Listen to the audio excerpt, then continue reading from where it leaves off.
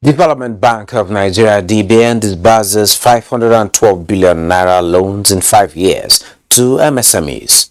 Afrexim Bank Trade Payment Services (AFPay) launched. Oil could decline further as supply risks return to fall. This is Business Express on the network service of the NTA, and we are reaching you from Abuja, the nation's capital. I am Benny Adams, your guide.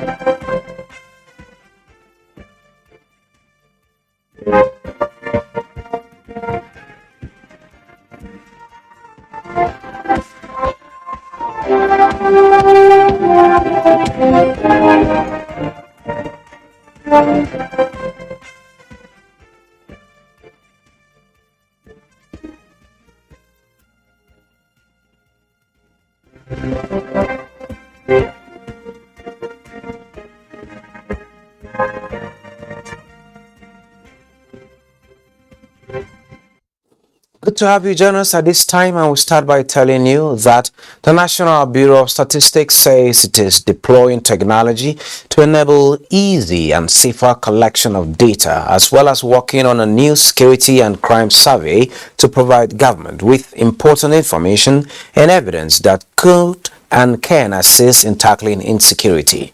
The Statistician General of the Federation, Adeyemi Adeniran, said this at the annual conference of the National Statistical Association in Kefi, Nasarawa State. The data ecosystem is changing, and these statisticians have reconvened at this conference to discuss on ways to improve data production. The conference is particular about the challenge of security affecting enumerators from carrying out their jobs and how they can help in solving the problem. The contribution of statistics in a new and rapidly changing environment has become very important, as reliable statistics are essential for measuring progress in reaching developmental goals and providing essential information. This is particularly important given the changing nature of data ecosystem across the world and in Nigeria, which is driven mainly by technology, and the increased demand for data from various users as citizens become much more aware and interested. It's possible of life and property of Nigeria. The conference is expected to come up with recommendations that will be used to improve statistical analysis in Nigeria. In Abuja, I'm Musa Abubakar, NTA News. 9.3 trillion naira has been repaid, performing interest out of the 1 trillion naira disbursed. Early this year, and I said every single person who's taking that loan, smallholder farmer, is going to pay. We have his BVN. We are going to be, in fact, we've started what you call the Global Standing Instruction, the GSI.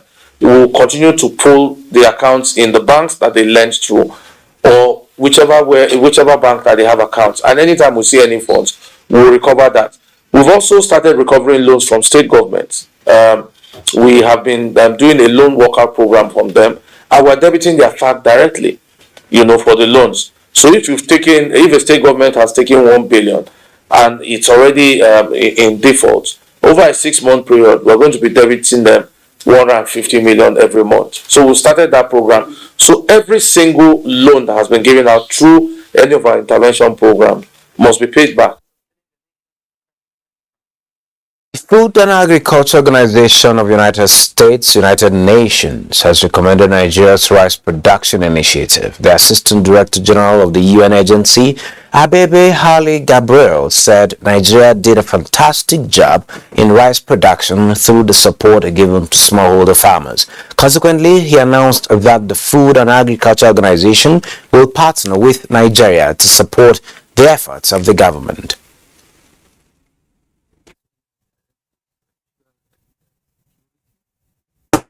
Agriculture needs to be modernized, because without modernization of agriculture, we cannot increase productivity. If we cannot increase productivity, the product cannot be competitive.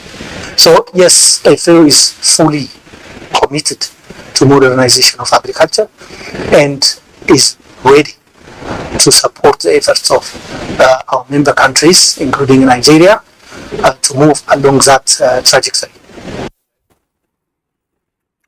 The Nigerian mining sector is known for its enormous and abundant mineral resources spread across every part of the country and has the potential to make the nation the next best investment destination of the world, transform the economy, develop infrastructure, and grow the gross domestic product, that is the GDP of the country.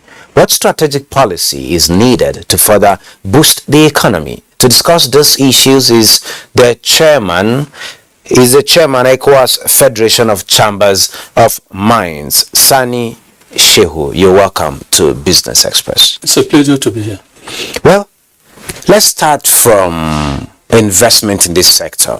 From 2016 to 2022, the federal government made a whole lot of investments to ensure that the dividends, the potential of mining is not just felt by Nigerians, but also reflecting on the GDP. How is that going?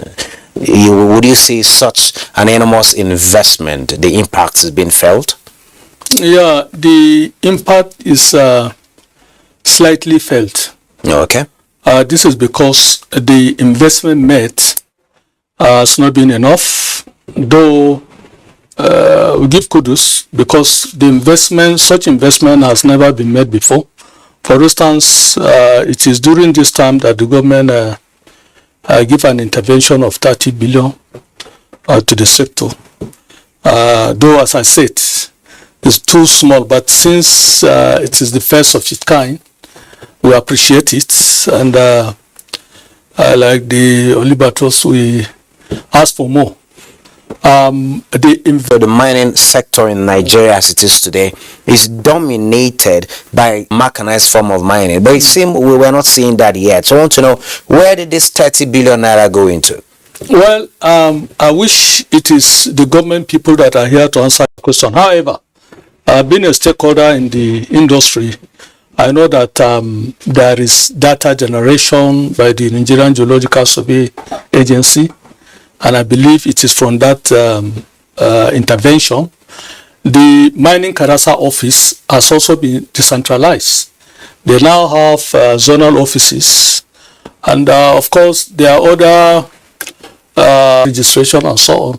Okay, talking about registration for particularly, though you're not a government person, we're talking about the mining cadastral office, where they issue licenses, and if you're a miner, whether local or international, you need to renew these licenses. There's been this complaint where miners get this license from takeoff, and you don't see them come back to renew their licenses. Government is losing a lot of money in that light. Yes. Some of them, the addresses they give during registration, the mining cadastral office cannot locate these places. They move from one location to another. How can this challenge be mitigated as well as to ensure that revenue that is supposed to be for government is not missing somehow? Yes, you see, our miners on the obligation. It's not about getting license. After education, that one has to, actually observe. One, you have to submit a quarterly report on the activities. You should be familiar with the obligation so that you live up to it. Okay, there is also this allegation of illegal miners. The government will tell you we don't have these on our register. They are not registered. Some will tell you these people are backed. What should be done to ensure that whoever comes to mine has got this license and is also given on what you have without, can I say, prosecution is always attractive. It will continue. That they have there is part of the country. The issue is the country is large. The mines field is also very big and large. With a lot of resources. Yes. So what needs to be done as part of answer to your second question is this. The ministry in charge of solid mineral need to be properly empowered. They need to be properly funded to be able to have enough vehicle to collaborate more with the security agencies and to clamp down on these illegal miners so that it will cease to be attractive. And I think there is a need to have some scapegoats, get some of them arrested, publicize it, so that will send that will be like a deterrent to those who feel they can do it. And it's not only in Nigeria, all over Africa. This has been a big, a challenge. So there is need for government to actually support the ministry and then strengthen the task force that is in place now, so that the menace can be reduced. But it's unfortunate that even foreigners are coming here to do illegal mining. It's very sad. Ghana has taken a decisive action. Most of the illegal miners, especially the foreigners, been flushed out of Ghana. And of course, some have seen a safer haven in Nigeria, and they are coming. So I am appealing to government to make more investment in the area of dealing with the illegal operation. You have been the president of the Miners Association in Nigeria for 9 years. Yeah. You have now moved from Nigeria to ECOWAS. We're talking about West Africa, the ECOWAS region in general. Yeah. I made mention of Ghana. In Nigeria, and particularly the continent at large, what do you think governments of the regions can do to ensure that they bring artisanal mining into mainstream mining to ensure that they are part of the process and they are doing what they should do? Yeah. You see, usually wherever you see illegal mining operation, that belongs to a licensed miner somewhere.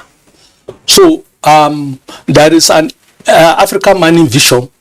Is a book that defines what Africa is supposed to be in future. Formulation of similar policy, because we have similar circumstances. So this book talk much about illegal operation, artisanal, operation, and so on. Now, what needs to be done is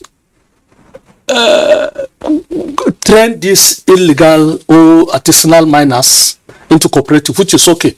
Nigeria is really trying. But apart from being grouped into cooperative, what next?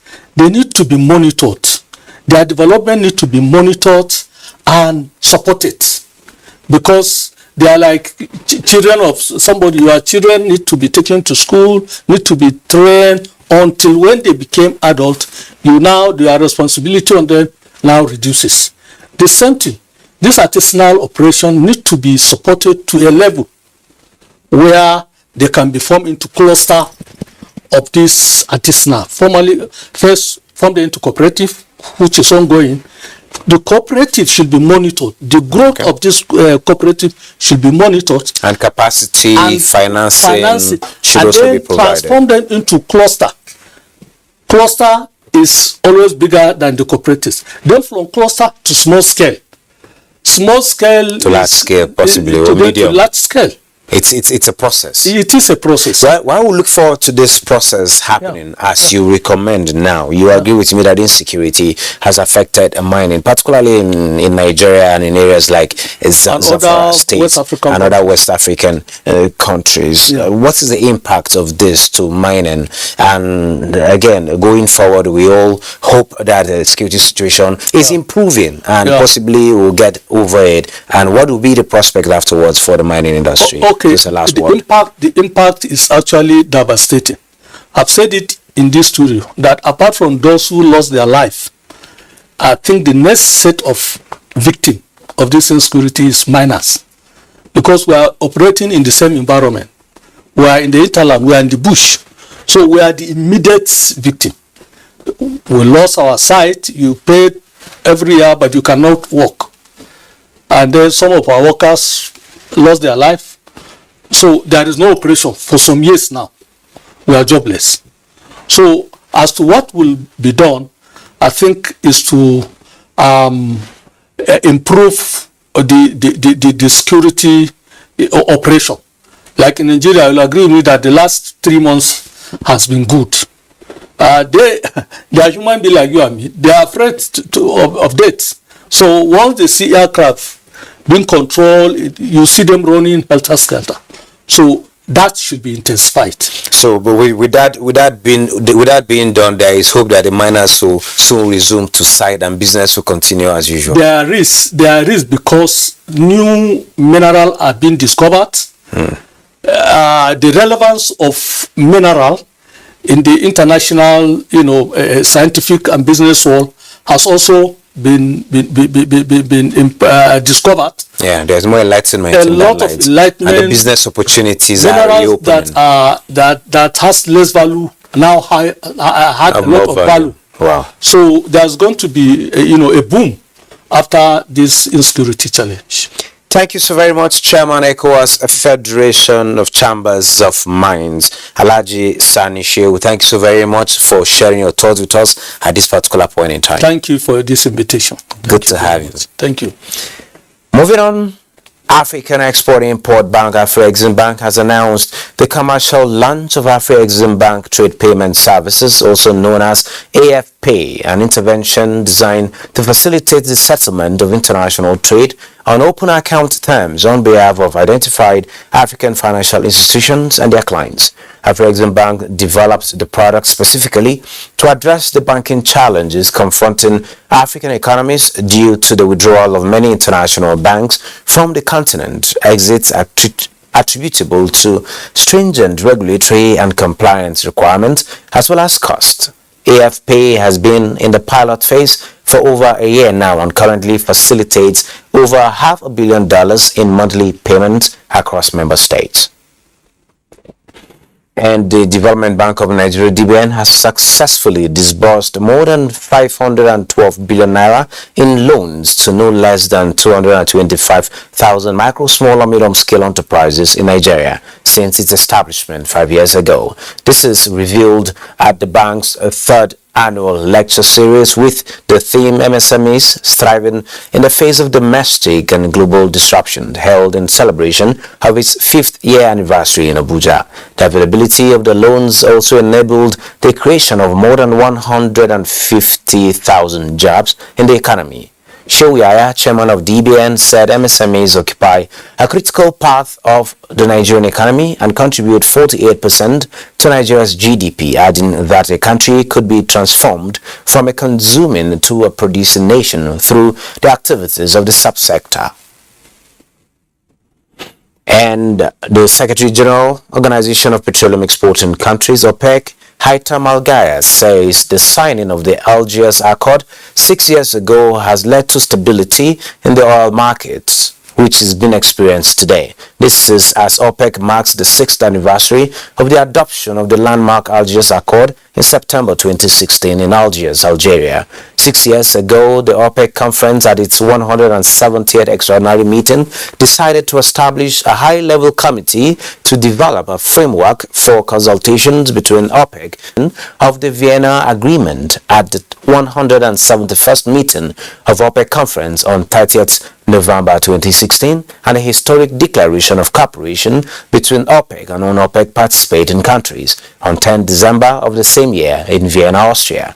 In reflecting on the anniversary, Haitham Al-Ghayas, OPEC Secretary General, says the signing of the Algiers Accord has led to declaration of cooperation, which has in turn contributed immensely to stability in the oil market. Earlier this month, the organization marked the 62nd anniversary since its founding in 1960 in Baghdad, Iraq, by the 5 founder members: Iran, Iraq, Kuwait, Saudi Arabia, and Venezuela.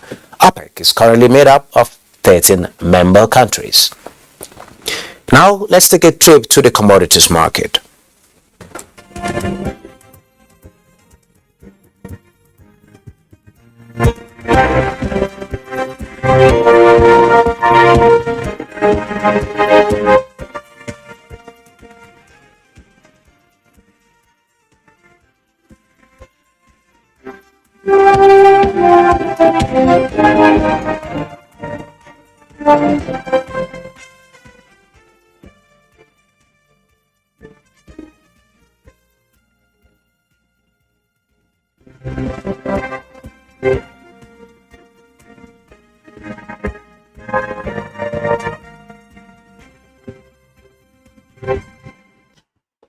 Neka Oko now joins us for updates on the global market. Hello and welcome to the Global Market Review. European markets advanced this Friday, gaining some respite from a hot week as the third quarter drew to a close.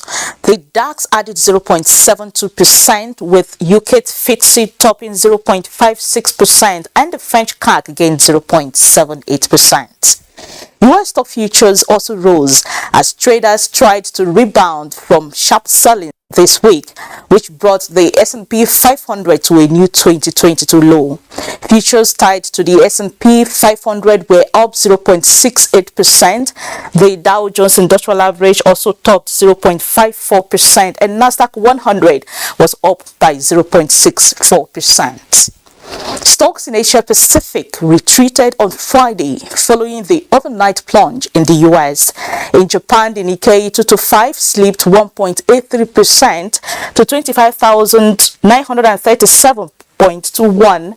The Shanghai Composite also depreciated by 0.55%, while the Hong Kong Hang Seng Index was up by 0.63%. African markets on their part wrapped up the week in mixed territory, with Namibia's overall index rising 0.81% to lead gains in the region, followed by South Africa's JSE Africa Top 40 and Morocco's Free Float Index, while the other stocks declined. And that's Global Market Review. I am Neka Oko. And that wraps Business Express for this week. Join us again next week for fresh edition, and I will say happy independence in advance.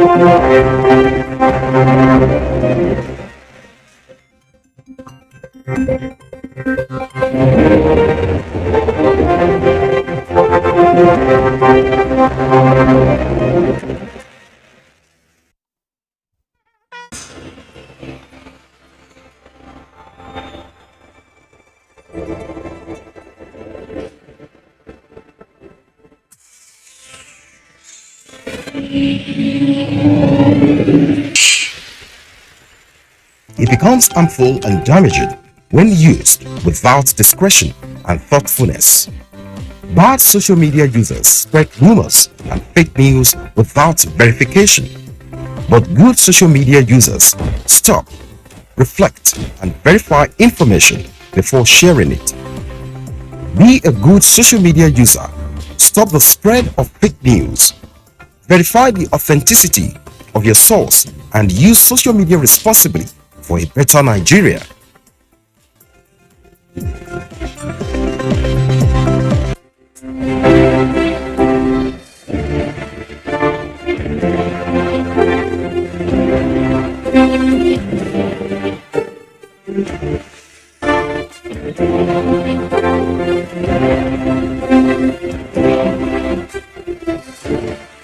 When you are fasting, you are trying to be closer to God. You are trying to tell God that, yes, I am your child. I was commanded to obey my mother and worship God and to establish prayers. They are a place that when you come with reverence. You should tell the believing women that they should lower their grace and guard their modesty. Until when we meet next time, same station and same time, my name is still Imam Fuad Adeyemi.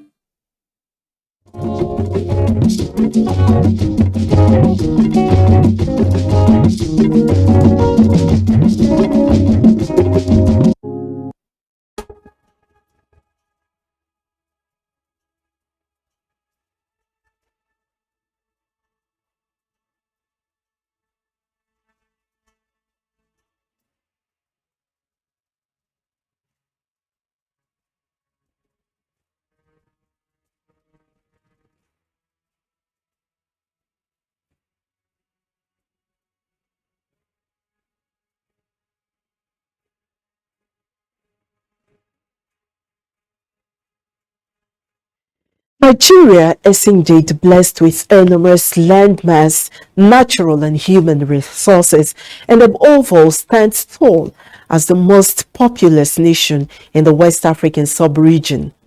The country's 62-year journey has been one of aspirations, achievements, setbacks, and problems accentuated by the nation's multi-ethnic diversity. With these problems notwithstanding, there is every reason to commemorate the country's 62 years of independence, as it has, against all odds, remained as one indivisible entity. And so on this special edition of Frontiers, we will be taking a look at Nigeria at 62, sustenance of national unity and patriotism. This becomes even more imperative as Nigerians head to the polls. Dr. Garba Abari, Director General, National Orientation Agency. You're welcome to Frontiers. Thank you. Thank you. The program continues.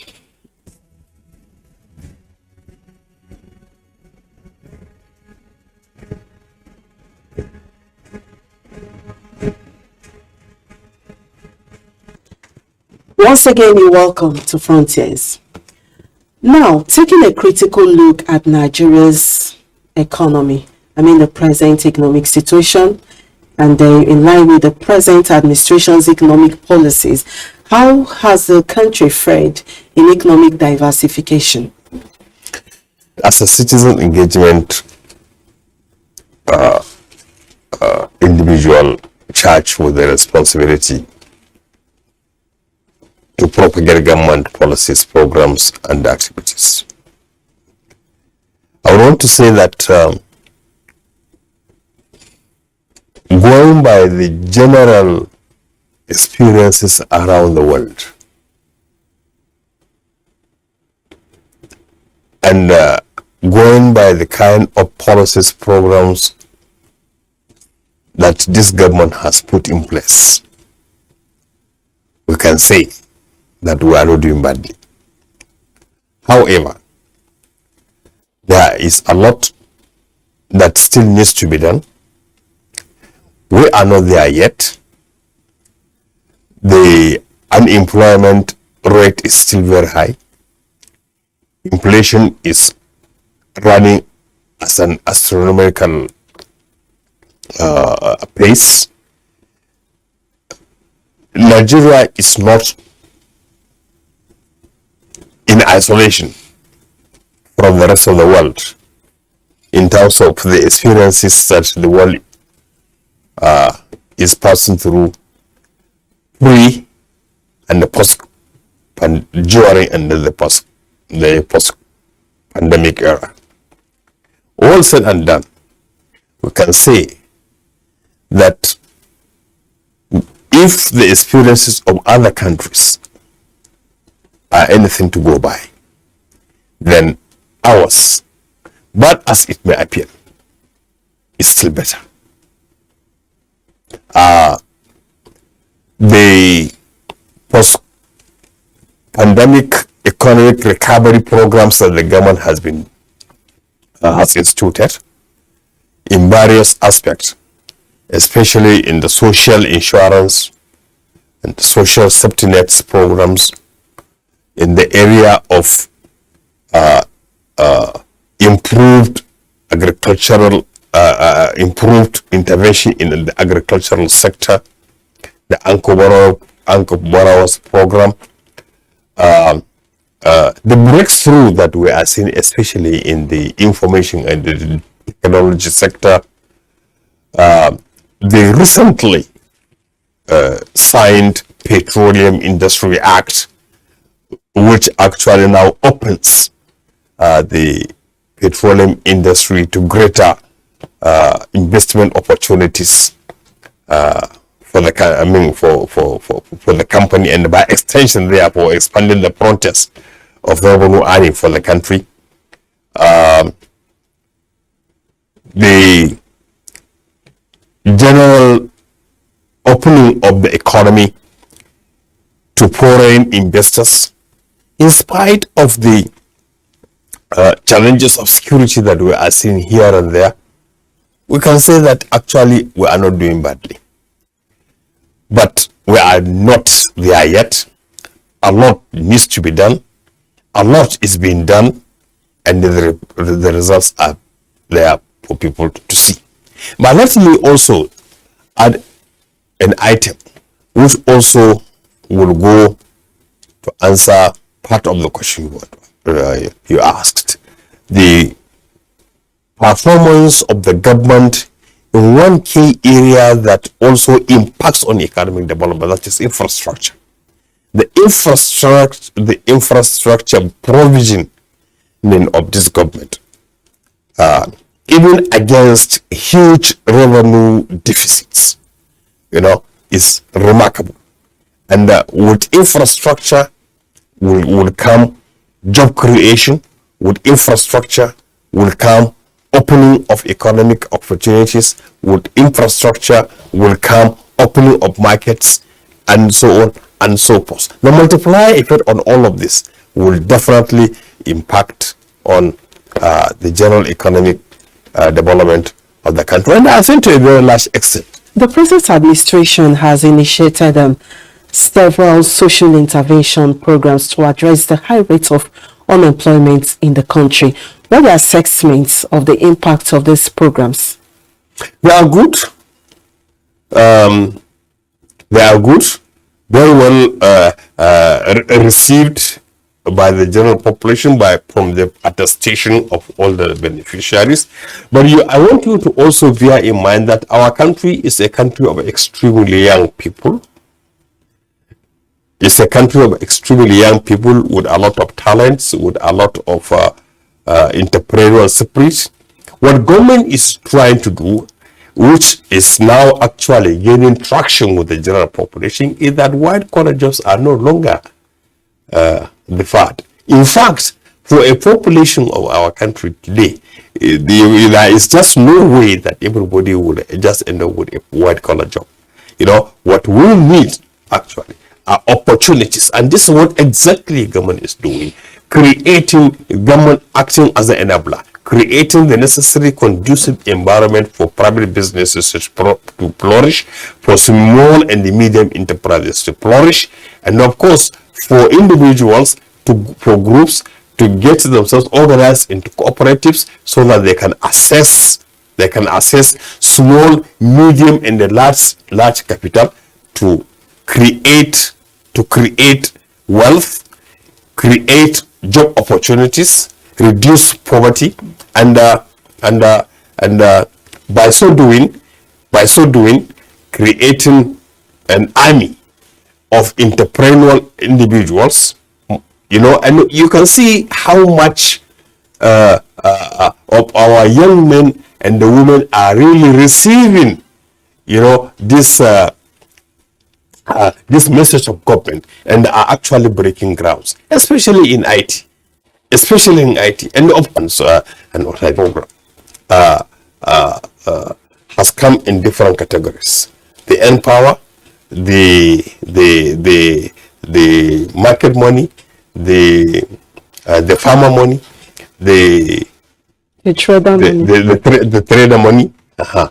What I call the market money, the trader money, and of course and the youth empowerment program. That is the YES program.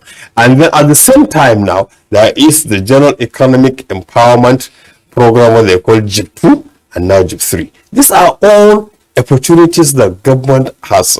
These are all social investment opportunities that government has put in place to make citizens access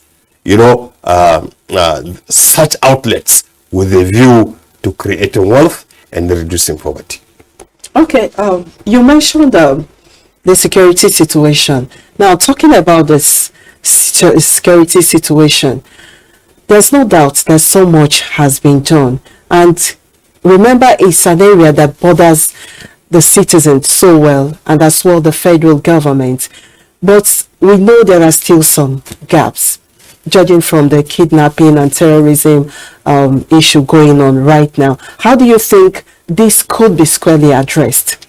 Well, I think let me start by actually narrating an experience from someone who is coming from one of the security challenged areas. I come from the northeast. I live in Maiduguri. And when I say I live in Maiduguri, I mean to date I live in Maiduguri. My family still resides in Maiduguri, and we have had no cause actually to move out of Maiduguri, even at the height of the insurgency. So we was in a real and rich is Christmas in Bungulu local government in Zamfara state. The recent ones day before yesterday in Kaduna state. These are isolated cases. They are not cases that one is happy about, but it tells you how much from a daily reported instances of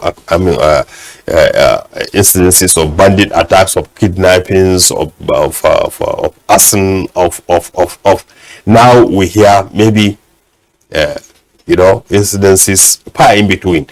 But this tells you that a lot of what the military is doing is bearing fruits, and that the communities themselves are also now coming now to give the necessary intelligence that will guide military operations. And of course, I want to say that the issue of insecurity is an issue which involves everybody. You cannot operate in an insecure environment as an individual or as a group, because when a community is insecure or a country is insecure, schools cannot open, markets cannot open, mosques and churches cannot open. In fact, even to walk on the streets actually is really at your own risk. I am telling you this because of what we had passed through in the northeast at the height of the Boko Haram insurgency. The situation was so bad that at a time there was when you couldn't even go out to bury your dead. That was how bad the situation was. But because if schools cannot open, if markets cannot open, if people cannot walk freely on the streets, then you will know that it is actually a business of everybody. The security agencies, government, non-governmental organizations, traditional rulers, religious leaders, individuals as citizens, police, all must have to come together and join hands in order to fight insecurity and ensure that we collectively fight a common enemy that confronts all of us as a nation, as a community, as individuals, as groups. All right, Mr. Barry, we'll pause here for a while. I'll get back to you. This is a special Independence edition of Frontiers. The program continues in just a moment. Do stay with us.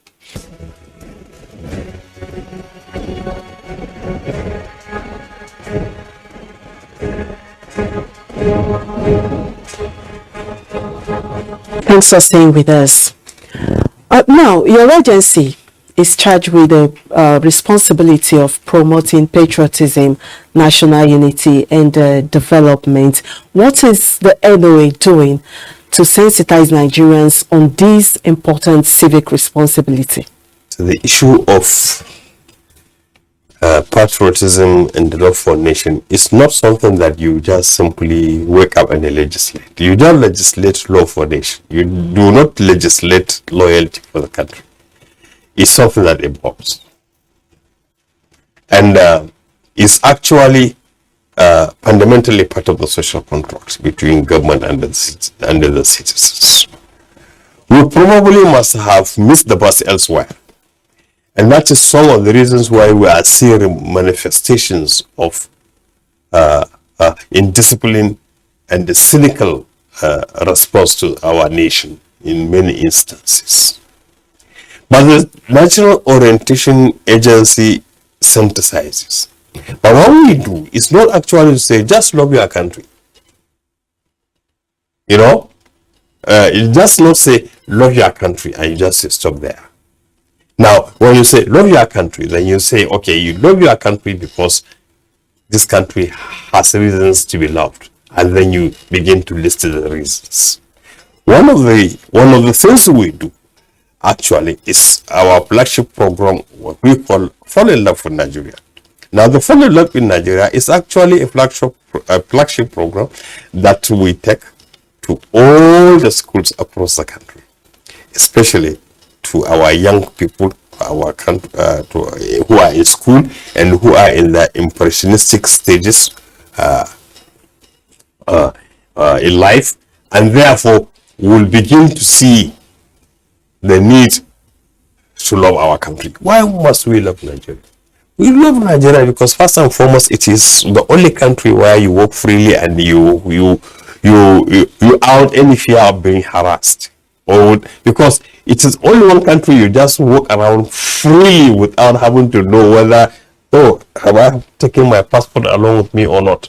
Just to go, maybe you go into another country and you want to go to the nearby shop to go and pick maybe a detergent or a bathing soap or whatever, and then you have to remember that you have to carry with you a passport. You know, in the event something happens. So there is one country that is called Nigeria that gives you identity. It gives you identity. Number two, it's a blessed country. You have so many reasons to love this country. Maybe look at it, just see how blessed the country is. One of the very few countries in the world that you don't even have to worry about the weather. You know, when making choice of your dress, you can wear what you are wearing now. Today you can wear it even during the Hamilton season. You can wear it in the hot season. You can wear it in other climes. You have to have a wardrobe for winter, for fall, for autumn, for spring. You understand what I'm saying? Now, this is the blessing of the country. Now, look at the huge human resources that we have. Look at the huge material resources we have. Look at the huge, look at the kaleidoscope of color that represents Nigeria in terms of our cuisine, in terms of our dressing, in terms of our dances, in terms of our social activities, in terms of. But most importantly also, look at the opportunities that this country can give you. Bearing this in mind, Dr. Barry, you mentioned some symbols, some national symbols. Now, most times we see that these national symbols are abused by many. Can you let us in some of the ways that these abuses occur and probably ways to prevent them? It's something actually of concerns to me as an individual, and of course to us as an agency. The NTA has helped us a great deal in our sensitization on how to even fly our national flags. In many, the national flag is the symbol of sovereignty. It's a symbol of our independence. It's a symbol of our sovereignty as a people, and it is just not a piece of cloth that you hang or that you just force on a piece of stick and you fly. You know, the national flag is a symbol of our unity, is a symbol of our sovereignty, and it carries a meaning. The green, white, green. You know, the green signifies something, the white in the middle signifies something, the green under signifies something.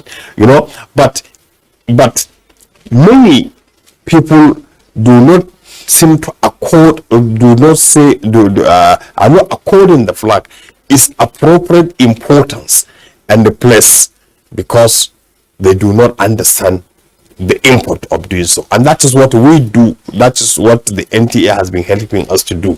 Please fly the flag in the right size, in the right corners. Because if you go to some of our public institutions, you go to our private institutions, you go to banks, you go to schools, you will see the flag being flown in tattered form, at times in wrong colors, many instances in the wrong sizes, and we write to all institutions, banks, public institutions, private institutions. Please, this is the color of the Nigerian flag. We are custodians of the national flag.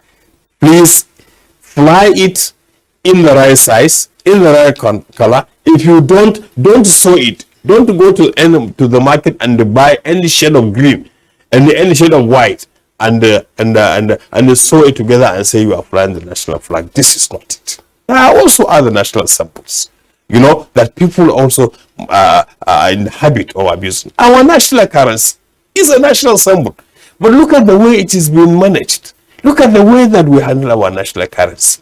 You go to other parts of the world, this is not the way their national currencies are treated. But you go to our market, you transact a 100 naira or 50 naira business, and you give 100 naira before they give you the balance of what you will begin to wonder whether to take it, and if you take it, where do you keep it? But the national currency is a national symbol. Our armorial bearing, what they call the coat of arms, is our national symbol. Our international passport is a national symbol.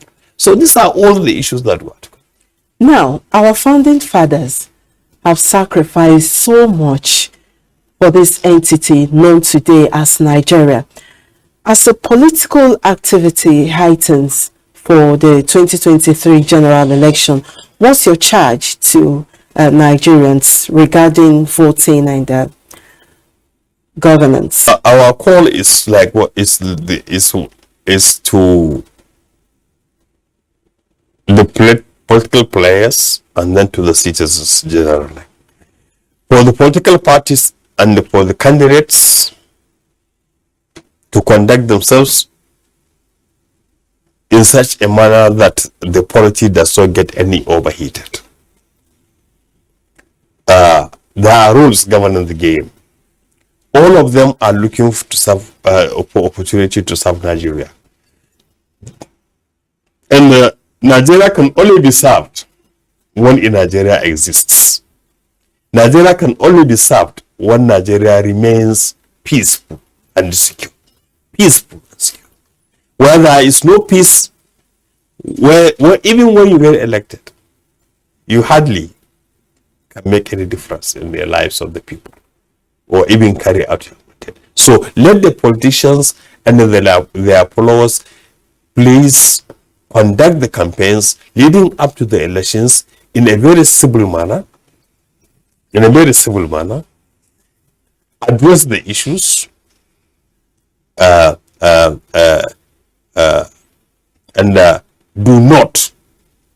they should not allow themselves to be in the front line of leading to breakdown of law and order. Secondly, to the citizens, we are all clamoring for servant leaders.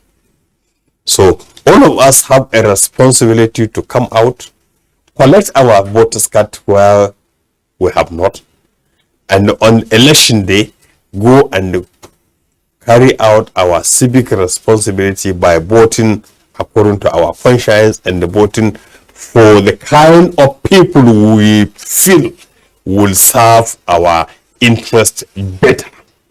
This is my call. This is the call of every well-meaning Nigerian, every peace-loving Nigerian to as we get close to the elections. But most importantly, I want to remind all of us that when we get close to this kind of activities, there are many people who don't watch this country well, and occasions there was actually occasions there was when even some people had sent in journalists from offshore to begin to report the breakup of our country, in one of the elections, only for them to put to shame. We in this country have this capacity. Thank you, Dr. Abari. I'm afraid we do not have much time, and of course these issues can never be overemphasized. We mostly appreciate you for coming on Frontiers, sharing your thoughts with us. Thank you very much. It's my pleasure. On this special edition of Frontiers, we have been taking a look at Nigeria at 62 and the place of national unity and patriotism. And our guest has been Dr. Garba Bari, the Director General, National Orientation Agency, NOA, as we celebrate Nigeria's independence as a sovereign nation. We must remember that we all have a part to play in promotional national unity and good governance. I am Obiageli Ugwoke. Thank you very much for staying.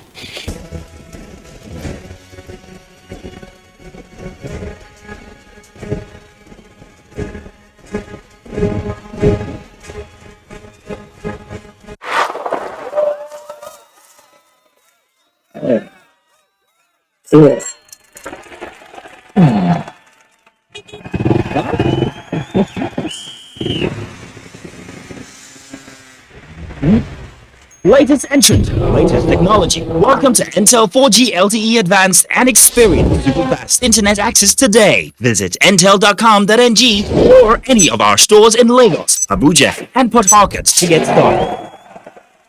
Intel. Live more.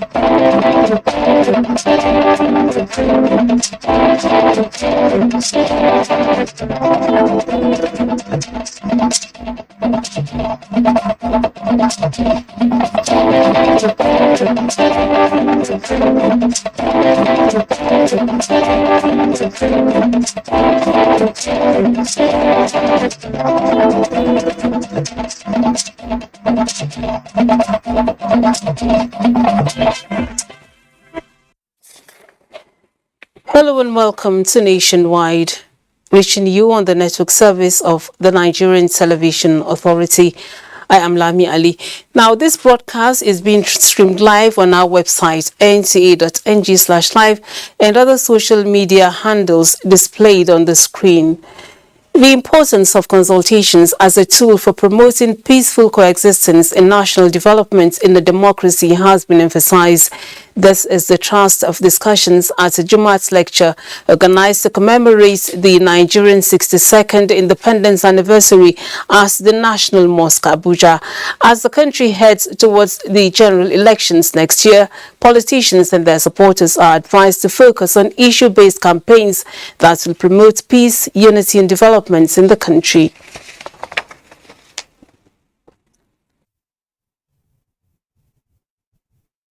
Politicians start campaigning for our votes for 2023 election. We want issue-based campaigns, how to make Nigeria better in years to come, devoid of hate speeches, mudslinging, abuses. The topic for today's public lecture is Shura, the Islamic foundation for true democracy. If the principle of Shura is followed, it will create an opportunity for dialogue that enhances ethnic communication while promoting national cohesion and identity. This would go a long way to stemming intertribal and intercommunal and ethnic suspicion, animosity, aggression, and conflicts.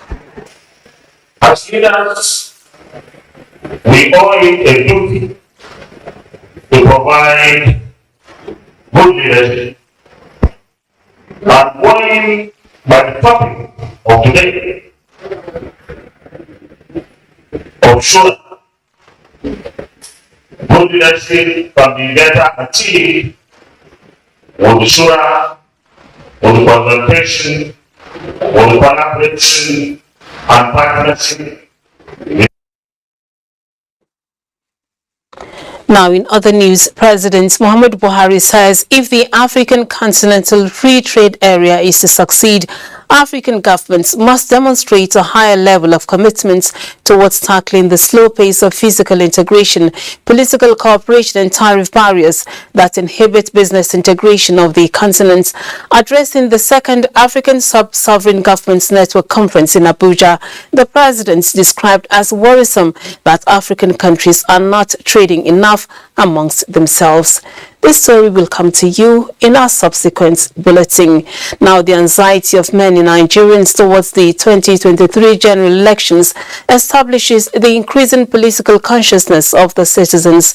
This development is a challenge that political parties must go to the campaign ground loaded with more innovative policies and programs for the people.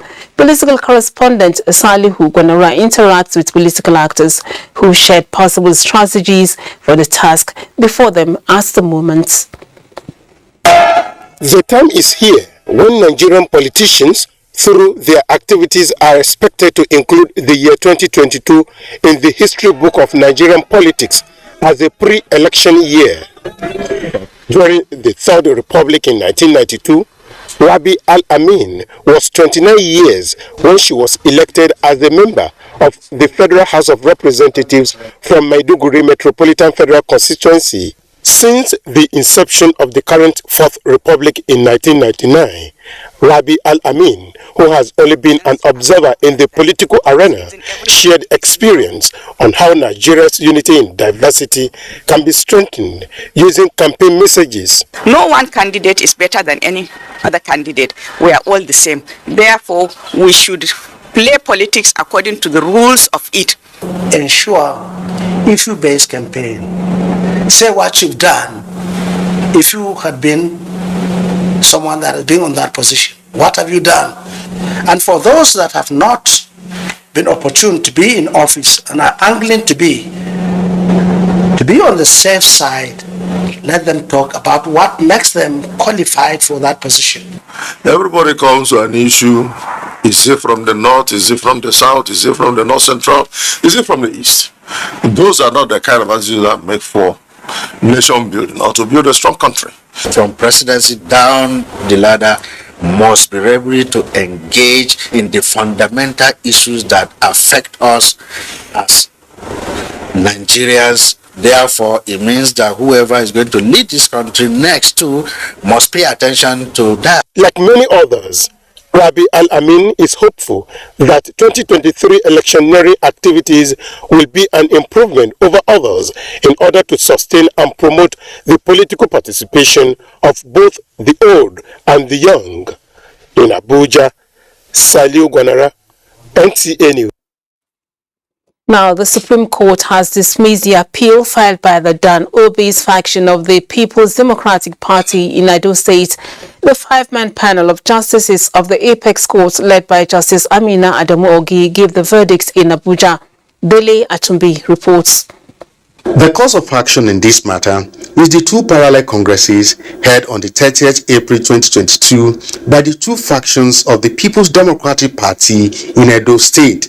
One faction to the dispute is loyal to Governor Godwin Obaseki, and the other faction is loyal to the vice chairman of the party in charge of South-South. At the Federal High Court in Abuja, the trial court found for the Dan Obi's faction as the group that conducted the authentic Congress in the matter filed by 581 delegates in representative capacity. In the suit, PDP, its national chairman Yosha Ayu, Senator Samuel Anyawu, Umar Bature, and INEC were listed as first to fifth defendants. The verdict of the trial court was challenged at the Court of Appeal in Abuja by the faction loyal to Governor Baseki. Delivering judgment in the appeal on July 25, 2022, the appellate court held that the ad hoc delegates election of the Edo State PDP remains part of the domestic affairs of the party, for which the court cannot interfere under pre-election litigation. The Court of Appeal equally ruled that since the course of action was an internal affair of the party, the trial court lacked jurisdiction to entertain the matter. This decision of the appellate court was what the Dan Obi's faction brought before the Apex Court. In a unanimous judgment read by Justice Emmanuel Agim, the court held that the Federal High Court, as the trial court, lacks jurisdiction and want of proper parties before it. The Apex Court held that the course of action in the matter was an internal affair which robbed the court of jurisdiction. The Supreme Court upheld the decision of the Court of Appeal. The Apex Court was of the view that under Section 84, subsection 14 of the Electoral Act 2022, only an aspirant in party primary has the locus standi to institute a matter of this nature and not delegates. The court thereby dismissed the appeal for want of jurisdiction. In Abuja, Dele Atumbi, NTA News. Now, political party campaigns have officially been declared open, and presidential candidates and party chairmen of various political parties have signed the first 2023 National Peace Accord with an undertaking to focus on issue-based campaigns devoid of incitements, personal insults and attacks. Dennis Adegunloyi spoke with some personalities in the race for the top offices to gauge their views. The significance for us is that we have yet ushered ourselves into another period where commitments are extracted for various political parties to participate meaningfully and responsibly in electing the new government in Nigeria. We are doing something that's becoming a culture, which is peaceful transfer of power. And the players are the politicians. And once we get the politicians to commit to an institutional process by which we can have peaceful transfer of power, it is clear that the 18 people, 18 Nigerians who are going to show up today, one of them is going to be the president of Nigeria. And if all of us are committed to peace, committed to a process that guarantees peace, now, during the campaign, during the election and after the election, then we are going to start on a peaceful note for the next administration. The essence of this is to ensure that first we must have a country, we must have a peaceful environment before we can talk of election. So without Nigeria, we can't have democracy. Without peaceful coexistence, we can't have election. So this is to commit all political actors into agreeing to conduct the electioneering in the atmosphere of peace and harmony. To education matters now, the National Examinations Council, NECO, has released the 2022 Internal Senior School Certificate Examinations with 727,864 candidates representing 60.74%, obtaining 5 credits and above, including in English and mathematics. The Registrar and Chief Executive Officer of NECO, Professor Anthony Ibrahim Mushishi, who officially released the results, says 13,594 candidates were involved in various examination malpractice. Fatima Usman reports.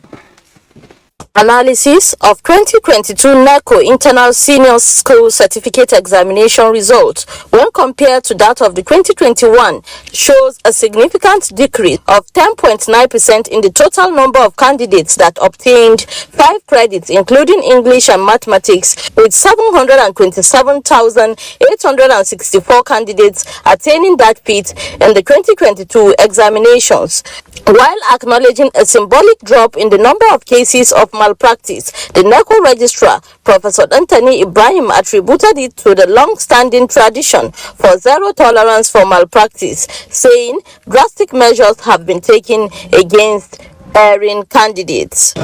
Number of candidates who made 5 credits and above, irrespective of English language and mathematics, is 1,011,457 candidates, representing 84.40%. NECO boss also hinted that the backlog of the Basic Education Certificate Examination certificate from 2012 to 2021 will soon be ready for distribution to schools.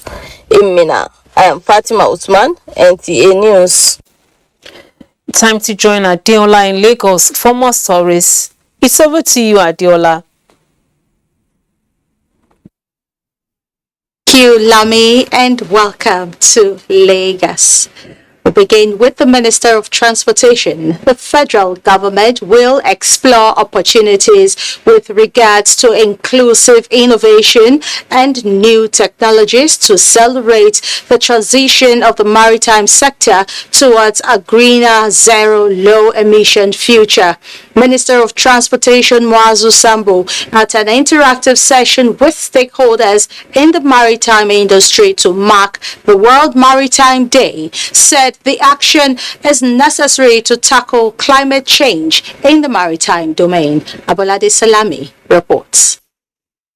Falling back on statistics released by the International Maritime Organization, the shipping industry consumes 300 million tons of fuel every year, representing 3% of the world's carbon dioxide emission into the atmosphere.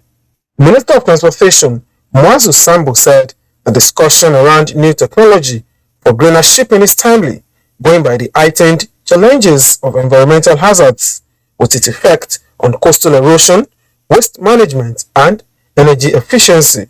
The entire maritime community has a role to play in bringing about a greener and sustainable maritime industry in the areas of resource mobilization, maritime training, awareness, job creation, and full implementation of maritime laws and regulations. We need to do everything possible to reduce this carbon emission. We are talking of net zero. But everything that we need to do to achieve that lies in the realm of science, technology, and innovation. Industry players alluded to the submission. Nigeria, as a member of the global community that has demonstrated a commitment to all the United Nations climate initiatives, stakeholders say will contribute to the contemporary global efforts designed to ensure a safe environment and responsible use of resources in all sectors of human activity, including shipping. In Lagos, Abolade Salami, NTA News. There is no doubt that bakers and other allied operators in Nigeria's confectionery ecosystem are reeling from the global shortfalls in the supply of wheat flour, the chief ingredient in bread making. To sustainably roll back the negatives, a 20% inclusion of high-quality cassava flour as ingredient is one of the options on their table. Abolade Adeniyi Taiwo reports. Rate of 7.2 billion loaves of bread, an average of 5.4 trillion naira worth of bread is said to be consumed in the country yearly. To keep churning out this volume of bread and other confectionaries, about 6 million metric tons of wheat, the chief ingredient and the third most consumed grain in Nigeria, has to be imported, gulping about $2 billion annually. With a dwindling profit margin amidst rising cost of importation, the likes of Samuel Titilope, a bread maker and cassava processor, are now looking onward for cheaper and healthier alternatives in high-quality cassava flour. We can put up heads together and we really put things in place, and we are able to get the formation and the additives for it. The advocacy wasn't strong enough, but now that the Ukrainian crisis has triggered the rising cost of flour, we have no choice than to begin to backward integrate, and so looking into our local domestic options is actually the way and proactive way forward. At different times in 1964, 1982, 2004, 2009 and 2012, several efforts to push the inclusion of cassava flour in bread making have suffered setbacks, costing the nation about 63.5 billion naira, which will have been saved from foreign exchange or wheat importation with just 20% cassava flour inclusion. If there is no legislation, that will be a problem. So I think we need to get that legislation in place, and once that we get that legislation in place, the flour miller will be compelled to include whatever percentage of cassava flour that is agreed in this legislation. We conducted a study called the glycemic index determination on the bread from using the composite flour containing a certain percentage of cassava, and we discovered that even the bread is healthier. For the 20% cassava flour inclusion to be sustained, about 1.2 million metric tons will be needed by millers every year, raising the question of how to ensure adequate supply of high-quality cassava flour. The issue of capacity, which we of course come, because if it is embraced, then we need to improve capacity. With the renewed enthusiasm on the part of bakers, a legislation to further drive the adoption of cassava flour as raw material may be all that is needed to make the cassava flour value chain assume its full potential, generating about 3 million jobs. In Lagos, Adini Itaiwo, NTA News. Do not forget to follow this news broadcast live on our website at nta.ng/live and on our other social media handles displayed on your screen for updates. Nationwide will continue with Salamatu in Kaduna after this break. To stay with us. The 62nd Independence Day Celebration Planning Committee announces activities lined up for the celebration as follows. Presidential broadcast. Date Saturday, 1st October 2022. Time 7 a.m. Military parade. Date Saturday, 1st October 2022. Time 8 a.m. Announcer Planning Committee. The Duke of Shomolu Productions, in conjunction with the National Group of Nigeria, presents Sadauna. Truth, Belief, Sacrifice. A stage play on the first and only premiere of Northern Nigeria, the iconic Sir Amadu Bello. Written by Professor Ahmed Gerima, with the command performance at 4:30 p.m. on the 2nd of October and the second show on the 3rd of October 2022 at the Congress Hall, Transcorp Hilton Hotel, Abuja. Tickets are available at Kilimanjaro Maitama, Yahuza Suya, Adid Restaurant, Anor Mosque, or online at ariatickets.com. For more information, Sadauna is sponsored by Sadauna. Truth, Belief, Sacrifice.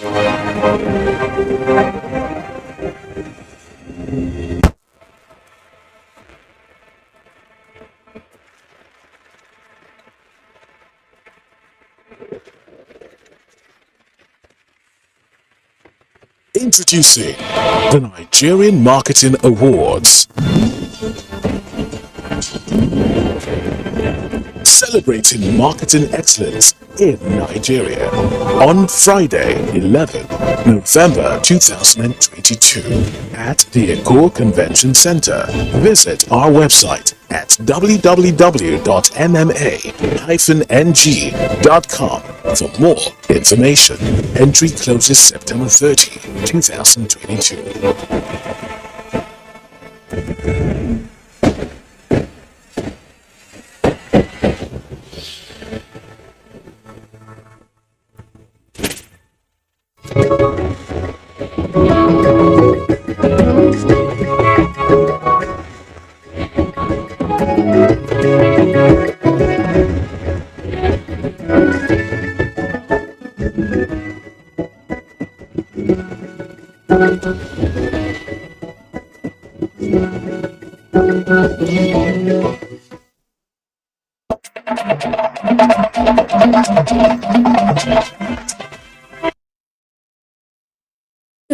Glad to have you join us here in Kaduna. A one-day regional conference to find has ended in Zaria with a far-reaching decision to have a coordinated approach between traditional rulers and Islamic scholars to improve Al-Majri form of education. This problem-defied solution despite various efforts and strategies to modernize Al-Majri school system. Tina Toru reports. The phenomenon of street begging among children of school age has been a worrisome issue.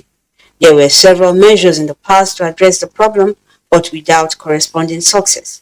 Government at all levels and critical stakeholders have introduced various measures to enhance access to formal education among these children. There's a program in place which the state has to support to actually formalize, to transform the Al-Majri system. Pupils should be taught how to learn Islamic education and Quranic recitation in very good and friendly atmosphere.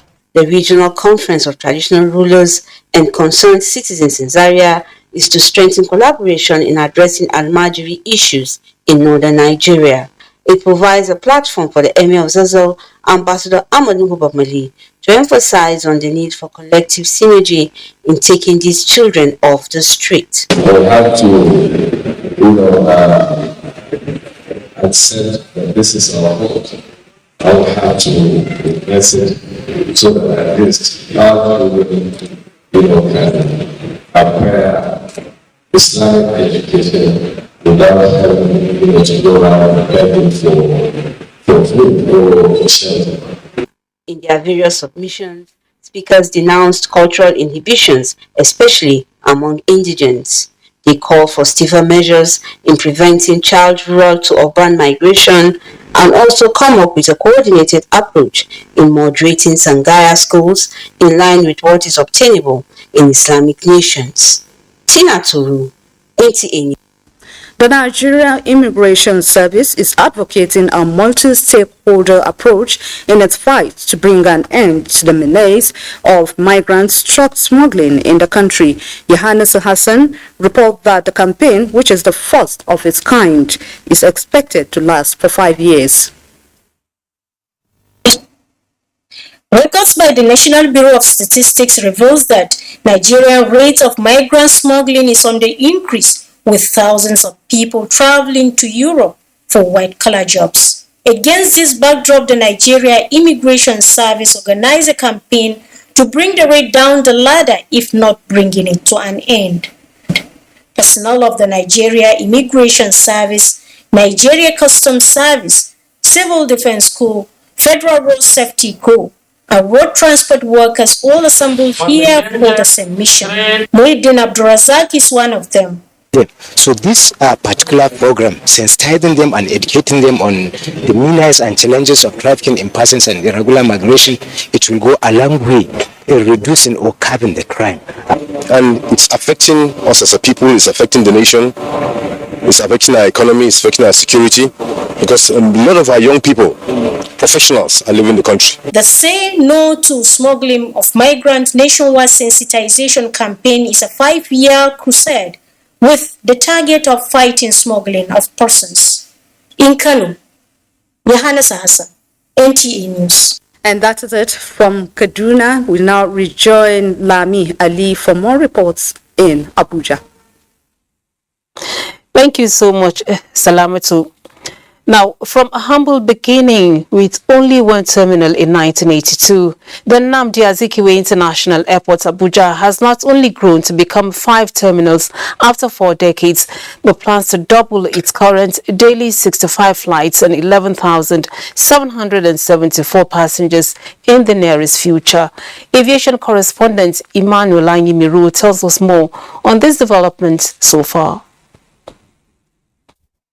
The 41st commercial flight, which was Cabo Airlines operating from Kano to Lagos en route Abuja on the 29th of September 1982, Abuja Airport has been operating cargo services conveying construction workers.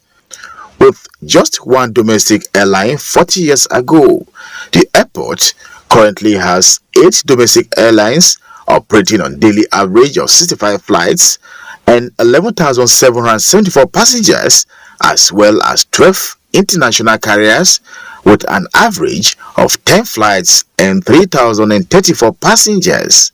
With so much achievements, but not without challenges. The rate of growth of the airport at the time was not commensurate with growth of infrastructure. So the management of the airport really suffered during that time.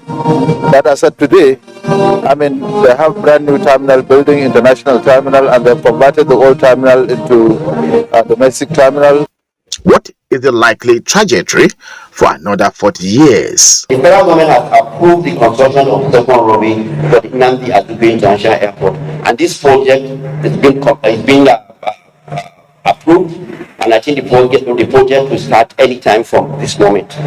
We are inculcating the culture of discipline, whereby staff stay to be as professional as possible. So far, the Buhari administration rehabilitated the Abuja airport runway in 2017 and in 2018 completed a new international terminal with a passenger processing capacity of 15 million per annum. Emmanuel Ayemiro, NTA. It's the turn of communities in Taraba State as federal government sustain interventions in deploying solar mini-grids across the country to power rural communities not connected to the national grid. Joshua Ojito reports that the intervention initiated and executed by the Federal Ministry of Power is to close energy gap in rural areas. Thought-out initiative by the Federal Ministry of Power and implemented under the Renewable Energy Micro-Utility Program excites rural communities in Taraba State as federal government light up rural areas not connected to the national grid. We enjoyed our 24-hour light. We enjoyed like fan, television. You can watch whatever system you want to applied on. With rural areas in most states listed to benefit in the first phase of the intervention, the initiative demonstrates Nigeria's commitment in the implementation of action plan and strategy on climate change while providing power supply to households, small-scale businesses and local facilities. On the mandate of President Muhammadu Buhari, Senator representing Taraba Central, Yusuf Abubakar, inaugurates the solar mini-grid in Tella community of the state. This project is not just to provide electricity, it is also going to empower, our people. Wealth creation and the rest. This project has a capacity of 150 kilowatt peak of solar, and is servicing more than 107 communities and also more than 50 to 60, productive uses. With expected gains on boosting rural economy and create jobs, it behoves on benefiting communities to take ownership of the projects. Joshua Ojito, NTA News. The Central Working Committee of the Independent Petroleum Marketers Association of Nigeria, IPMAN, in a meeting with its Board of Trustees and Zonal Officers, says action plans have been put into perspective for its members to key into the federal government's implementation plan on national policy on gas. Kenneth Nanim reports that the meeting ended with a resolve to remain committed to service delivery. The national policy on gas is part of government strategies to promote investments in gas exploration as alternative means for generating revenue and drive economic growth. IPMAN. The Independent Petroleum Marketers Association of Nigeria, IPMAN, a critical stakeholder in the oil and gas industry, is taking advantage of the policy to progress in its services to the public. Through its Central Working Committee meeting, IPMAN is mopping up ideas from its Board of Trustees and zonal representatives to be part of the government initiative. Most of the world now, countries of the world, when you go, in terms of their vehicles or trucks, you find even cooking at home, most of them they have gone back to CNG and LPG. So that is why we too in Nigeria, as independent petrol marketers of Nigeria, want to replicate and assist the government key into their program to show that we are serious to the system. And we all thanks to God that we have gotten the investors and we are ready to kickstart it. The meeting is also intended to mainstream other issues, slowing down its operations with a view to perform optimally. Kenneth Nanim, NTA News. In the Nigeria Police Force is engaging Police Community Relations Committee in ensuring that policing is all-inclusive with a view to overcoming the security challenges being faced in the country. Francis Form reports. Stakeholders in community policing converged on Abuja to brainstorm on modern ways of tackling crimes in the society. Over the years, criminals have adopted different methods in carrying out their acts. There was a time when members of the community, on their own volition, arrest criminals in their locales and hand them over to the police for prosecution and sanctions. But as time goes by, the society became more complicit by covering up criminals amongst them and even offering protection for them against the law enforcement agents. The primary purpose of establishing PCRD is to partner with the Nigerian Police Force in order to give a say by members of the general public. The police training curriculum has been upgraded to cater for the requisite knowledge base for effective societal participation in investigating crimes and, of course, arresting criminal elements. Secretary to the Government of the Federation, Boss Mustafa, in a message notes that crime has grown in different dimensions. My office has strengthened its capacity to support the police by commencing a program to sensitize the civil populace to support the efforts of our security agencies. The stakeholders' engagement is also an opportunity to celebrate a retired former Inspector General of Police, Let Etim Enyang, for initiating the Police Community Relations Committee in crime fighting. Francis from NTA News. We have Lanre standing by with trending stories from Ibadan. It's over to you, Lanre. Lami, this is Debola. Welcome to Ibadan. Muslim faithful in Oyo State today joined their counterparts across the country to commemorate Nigeria's 62nd independence anniversary at a special Jumat service held at Oyo State Government House Central Mosque, Ibadan. Correspondent Rafia Animasha Badmos reports that Governor Seyi Makinde enjoined all and sundry to pray towards the success of the forthcoming general elections. Delivering the sermon tagged "Strength Lies in Unity," Imam Rufai charged the people to be righteous at all times, embrace what is good, and forbid the evil for the progress of Nigeria.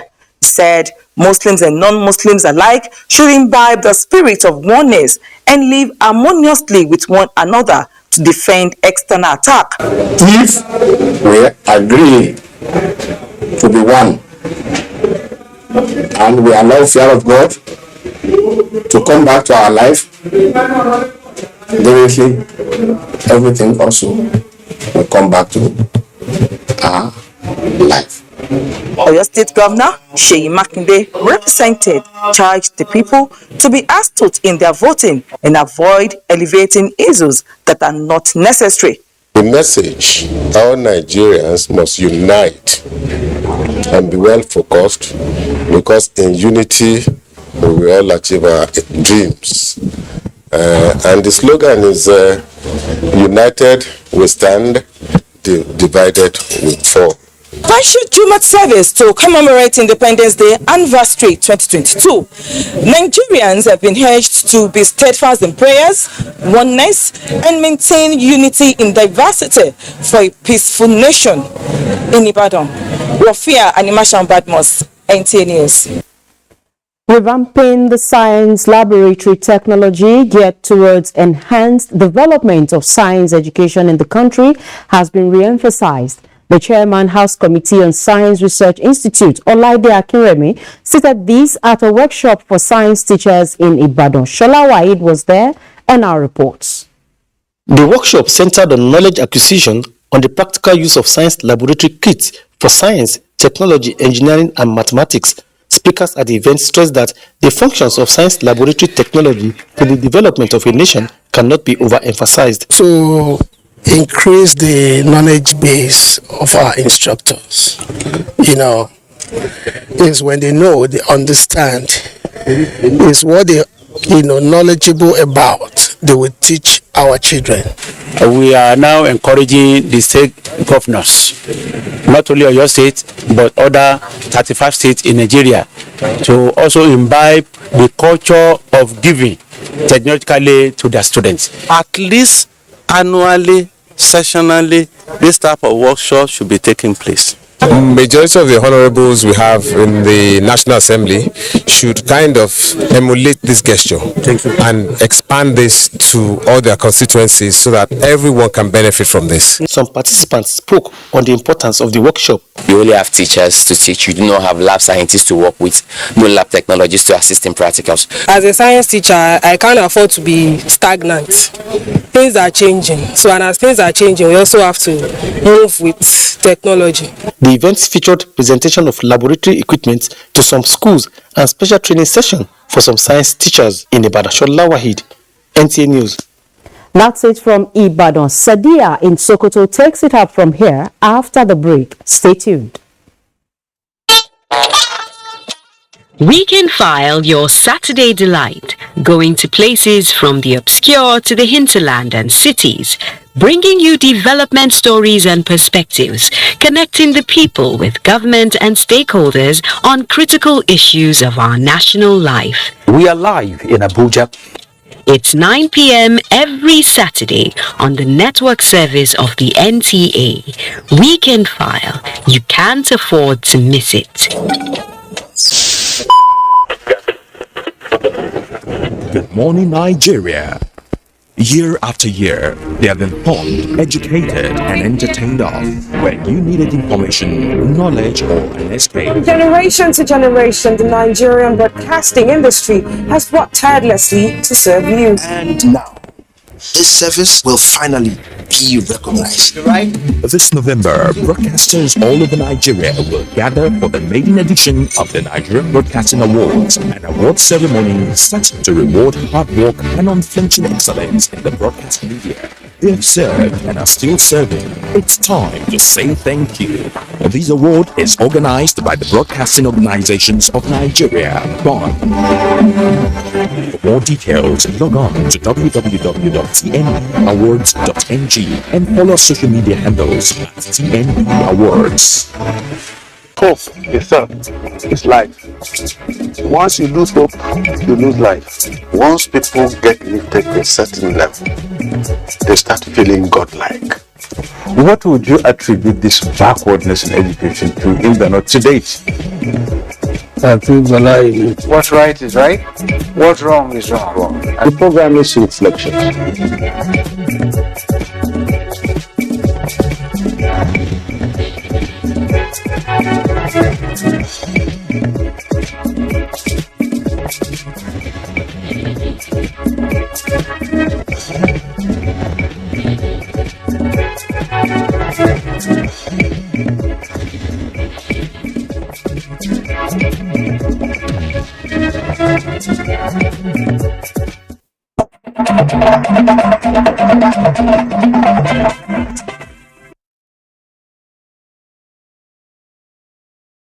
Join us in Sokoto. In commemoration of Nigeria's 32nd anniversary, special prayers have been held in Sokoto. Sheikh Muhammad Detti completes the report. Chief Imam of Sultan Bello Jumaat Mosque, Malami Akwara, led the special prayer session.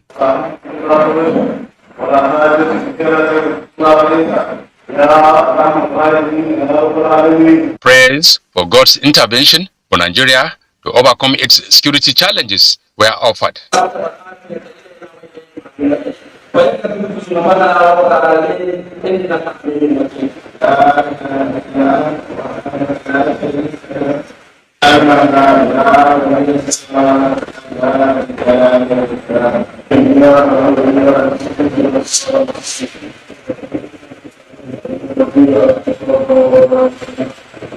Sokoto State Governor Amin Waziri Tambol was represented by his deputy, Manar Muhammad Daya, in company of members of the State Executive Council. State Commissioner for Home Affairs, Abdullah Yusuf Hausawa, said the prayer is an annual session where prayers for the nation, fallen and serving heroes are offered. We did the special prayer for the first and present leaders of this country and the issue of the security of this country. The prayer session had in attendance representatives of security outfits in the state.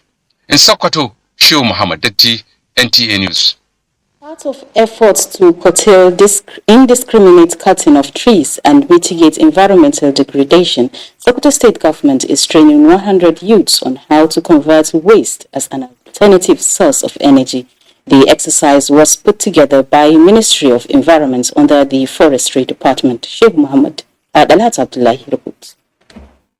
The menace of cutting down trees as sources of energy has continued to be a threat to the environment, especially in developing countries, without minding the consequences.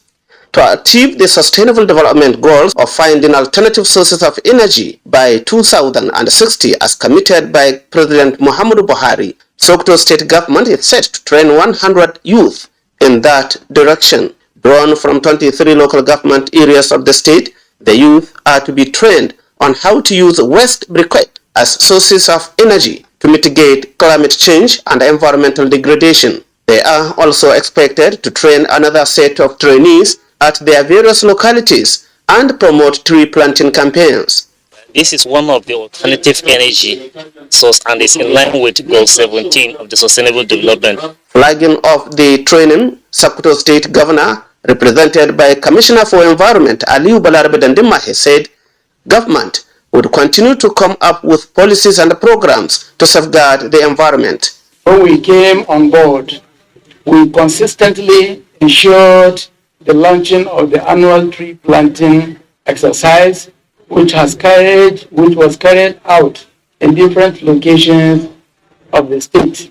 Professor Mustafa Ibrahim from Department of Geography, Osman Danfo University, Sokoto, who spoke on climate change, said man-made activities contributed to these challenges. He maintained that adopting other means of energy remains critical and government must demonstrate commitment. In Sokoto, Dalhatu Abdullahi, NTA News. That's it from this end. It's now back to Lami in Abuja. Thank you, Sadia. Now, President Muhammadu Buhari rejoices with one of the founding fathers of Ekiti State, Chief Deji Faswan, an industrial economist who turns 91 October 1st, 2022. The President rejoices with the Faswan family, the people and government of Ekiti State as they celebrate the Jagumulu Fado Ekiti and Ashuaju of Afar Ekiti at the landmark age, giving thanks to God for the gift of longevity. President Buhari celebrates a life devoted to the service of the community, state and country, particularly as one of the builders of public service in the former Western region and founding general manager of Investment Corporation, the most successful arm of the old Ondo state government. President Buhari wishes Pa Fasong good health, sound mind and peace as he turns 91. Now, flooding and its devastating impacts across some parts of the country is now setting a new agenda for the Nigeria Governors Forum with a commitment towards addressing the ecological challenge. This came after an exhaustive meeting on the disaster and other issues of national critical concerns. Abubakar Akwanga reports. The Nigerian Governors Forum is driving a holistic approach with elaborate efforts of the federal government to mitigate flooding. The forum says the disaster has become a national emergency which requires urgent solution to assuage the sufferings of victims. We know the president himself is concerned about it, and NEMA, the National Emergency Management Agency, has been doing some work on it, but we really want to intensify that effort. The truth of the matter is that climate change has redefined the world. Even in countries that you would imagine would be better prepared than ourselves. The forum also expressed concerns on the proposed privatization of power plants and other issues plaguing the nation. Let me say categorically that governors are not averse to privatization per se. That's not the issue. We are concerned about the process involved in the current attempt to privatize the plans. Nigeria Governors Forum appreciates federal government's determination to end the lingering ASU strike and urge to both parties to amicably resolve the impasse. Chairman of the forum officially announced Governor Aminu Waziri Tambuwal of Sokoto State as his interim successor as he prepares to vacate office come 12th October 2022. In Abuja, Abubakar Akwanga, NTA News. As Nigeria and China commemorate their National Day, the essence of promoting culturally sustainable societies resonates in talks between both nations. Juliana Nicholas reports that the relationship between both countries was applauded at the 2022 China-Nigeria Cultural Week ceremony held in Abuja. Culture plays an important role in the history of every nation, and this defines as well as differentiates people and races. It is also, in some cases, the glue that sticks people together. Like Nigerians, Chinese are people with great sense of value for their culture, and they are always willing to share with the world. This perhaps explains why arts and culture formed the theme of this year's National Day celebration, and the pattern set to deepen national unity for both countries through cultural cooperation. To this effect, a short film competition screening spiced the event. I assure you that China and Nigeria will stand shoulder to shoulder, hand in hand, work together to promote our win-win cooperation and create a more beautiful tomorrow. So this program has a very rich program developing our youth for a bigger tomorrow and a better tomorrow. When we teach the younger ones, it helps them to be more creative. It makes them to have more talent. Overall winner Solomon has no doubt that these dogged efforts towards strengthening cultural ties and coexistence between Nigeria and China will usher in opportunities to the youths and the society. When opportunities like this come, it makes people feel that their work's actually worth something. Being appreciated for what you do and what you love is a big thing. Juliana Nicholas, NTA News. And for the forthcoming national population census to achieve the desired results, synergy between the Commission and key stakeholders is a factor that must not be compromised. This was the position reached at a one-day stakeholders forum hosted by the National Population Commission in Birnin Kebbi, the Kebbi state capital. Abubakar Garbadigi was there and now reports. National head counts provide information on size, location, and characteristics of a population being backbone of national statistical system. To lend the credence to this fact, Kebbi State Governor Senator Abubakar Atiku Bagudu represented, said considering the importance of the population and housing census, all available resources will be deployed by the government to make it a success. He expressed confidence on the activities of the forthcoming exercise, describing the move so far as commendable. The Federal Commissioner and National Population Commission Halu Balaji Kandodu said the objective of the summit was to create awareness on the conduct of the exercise with special reference to importance, methodology, and timeline. The Commissioner lauded the effort by the stakeholders in the state, especially the 21 local government chairmen, the traditional leaders, and the media houses in ensuring hitch-free exercise come 2023 in Birnin Kebbi. Abubakar Garbadigi. And let's join our sports desk for an update from the world of sports. The much anticipated 78th Annual General Assembly and Elective Congress of the Nigerian Football Federation (NFF) is in progress in Benin City, the Edo State capital. It is expected that at the end of the proceedings, a new NFF Executive Committee will emerge to pilot the nation's football affairs for the next 4 years. We expect at the end of the day we have somebody who has the care or the concern of Nigerian football, how Nigerian football will grow. We pray that the person that will win the election will be somebody that will change Nigerian football, you understand, to next level. Definitely, we are going to have a peaceful election. Nigeria's representative at the CAF Champions League, Plateau United, have been talking tough ahead of their clash with Experience of Tunisia come Sunday in Abuja. The team is battle ready to give everything to ensure that they triumph in the first leg against the Tunisian Football Club. Plateau United defeated Associated Baji from Gabon on aggregate of 3-2 to qualify for the second round preliminary stage. Action resumes in the English Premier League this weekend after the international break with 10 games up for grabs. On Saturday, Arsenal host Tottenham in early kickoff as Fulham meet Newcastle while Wolves visit West Ham United. The Manchester Derby is slated for Sunday. Saturday's fixtures between Liverpool and Brighton and Hove Albion will be live on NTA at 2:30 p.m. Meanwhile, former world champion Jigere Wellington will lead 9 others to defend Nigeria's pride at the 14th Africa Scrabble Championship slated for October 21st to 24th, 2022 in Lusaka, Zambia. The 10 athletes qualified for the championship after competing in a 2-day event. Nigeria has won 12 out of 13 editions of the African Scrabble Championship. With sports update, Larry Bulayi, NTA News. And that's it on Nationwide. Join us at 7 and 9 for more stories. I'm Lami Ali. Have a beautiful weekend.